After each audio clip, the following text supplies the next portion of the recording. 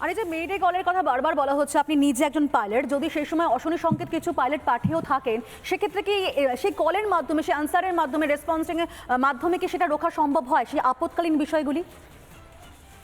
না না, মেটে একটা হলো ডিস্ট্রেস কল, যেখানে আমার অবস্থা খুবই শোচনীয়, আমি তোমাকে জানালাম আমার এই সিচুয়েশন, আমাকে হেল্প করো।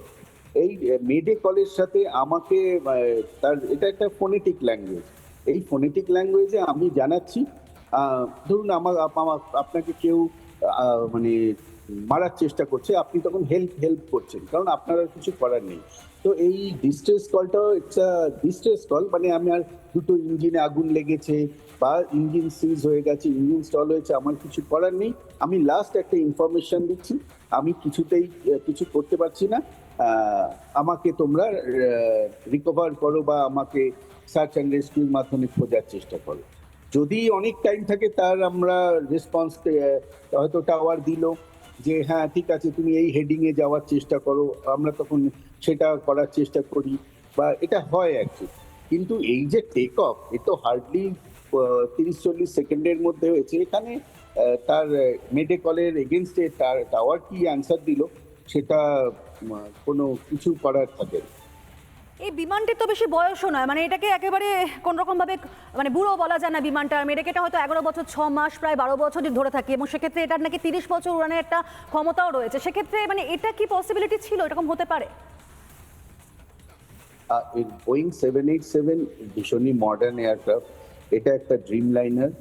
এখানে প্রথম কথা, ত্রুটি খুঁজে পাওয়াটা টাফ, কিন্তু হ্যাঁ কিছু দিন যাবৎ কিছু কিছু নিউজ আসছে, কোনো কোনো দেশে এগুলো একটা গ্লিচ আসছে। তো প্রত্যেক কোম্পানি, যেমন বোয়িং করে, এয়ারবাস করে, তাদের প্রত্যেকের থেকে তারা ডেটা নিতে থাকে, যে কটা এয়ারলাইন আছে, তোমার কি হয়েছে না হয়েছে, সেই ডেটাকে ওরা নিয়ে ওরা বিভিন্নভাবে R&D করতে থাকে। এটা কন্টিনিউয়াস প্রসেস, মানে আজকে করলেও যতক্ষণ না রিপোর্ট আসছে আমি আর R&D করবো না তা কিন্তু নয়, ইটস আ কন্টিনিউয়াস প্রসেস। তো এখানে চলতে থাকে, কিছু না কিছু গ্লিচ বেরোয়, আবার একটা আমি যখন ডেভেলপ করলাম তার এগেনস্টে প্যারালালি আবার কিছু বেরোলো।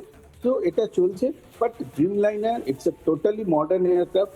হ্যাঁ, আজকের দিনে বোয়িং এর একটা বদনাম এসে গেছে, বাট সেরকম চিন্তার কোনো কারণ নেই। Boeing, Airbus, they are leading company.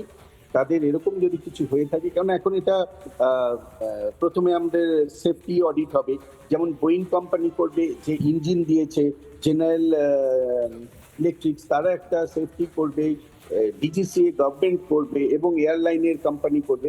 4-5টা company এখন এটা সেফটি অডিটে নামবে, কার কোথা থেকে মেন প্রবলেমটা এসছে। তো এক্ষেত্রে সঠিক প্রবলেম খুঁজে বের করে তার সলিউশন করাটাই মেন কাজ হবে। অবশ্যই সেটা তদন্ত সাপেক্ষ তদন্ত চলবে, 5 সদস্যের কমিটিও গঠন করা হয়েছে। কিন্তু এয়ার ইন্ডিয়ার এই বিমান নিয়ে আগে প্রশ্ন উঠেছিল, 2024 সালে এই বিমানের যান্ত্রিক ত্রুটির অভিযোগ উঠেছিল। তাহলে কি বলবেন, গোড়াতেই কি গলত আগেই ছিল, এবং তার জন্য মাসুল গুণ্য এই 242 জন এই তরতাজা এতগুলো প্রাণ? না, আমি এটাতে ডিফার করছি, কেননা কোনো এয়ারলাইনকে দেখি ডাইরেক্ট আঙুল তোলাটা খুবই মানে বাজে কাজ হবে। কারণ প্রত্যেক এয়ারলাইনই চায় তাদের passenger safely A to B যাক।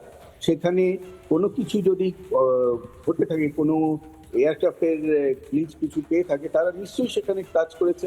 আমাদের দেশের ইঞ্জিনিয়ার, পাইলট, তারা কিন্তু ভীষণ এফিশিয়েন্ট, এটা সবসময় মাথায় রাখতে হবে।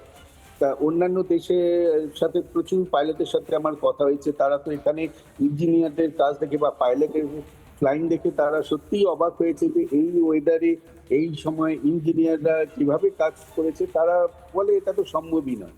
তো এখানে আমি মানে ব্যক্তিগতভাবে বলছি, আমি প্রচুর বিদেশি পাইলটের সাথে ফ্লাই করেছি, এবং তাদের বক্তব্য অনুযায়ী মানে আমরা অনেক বেশি এফিশিয়েন্ট। তো এখানে ইঞ্জিনিয়ার, পাইলট, এদের দিকে বা এয়ারলাইন তারা যাদের রিক্রুট করে, ডেফিনেটলি অনেক ভালো ক্রিম লোককেই তারা তোলে। তো এখানে কাউকে এই মুহূর্তে মানে কাউকে ফিগার আউট করাটা সম্ভব নয়। পাইলট, ইঞ্জিনিয়ার বা অন্যান্য অনেক কিছুই হতে পারে। সো ডাইরেক্টলি তাকে আমার মনে হয় কোনোভাবে ধন্যবাদ পয়েন্ট করা উচিত। নানা ধরনের কন্টেন্ট দেখার জন্য লাইক করুন, শেয়ার করুন আমাদের ফেসবুক পেজ, সাবস্ক্রাইব করুন আমাদের ইউটিউব চ্যানেল। পাশাপাশি অন্যান্য ব্রেকিং নিউজের জন্য অবশ্যই চোখ রাখুন রিপাবলিক বাংলায়।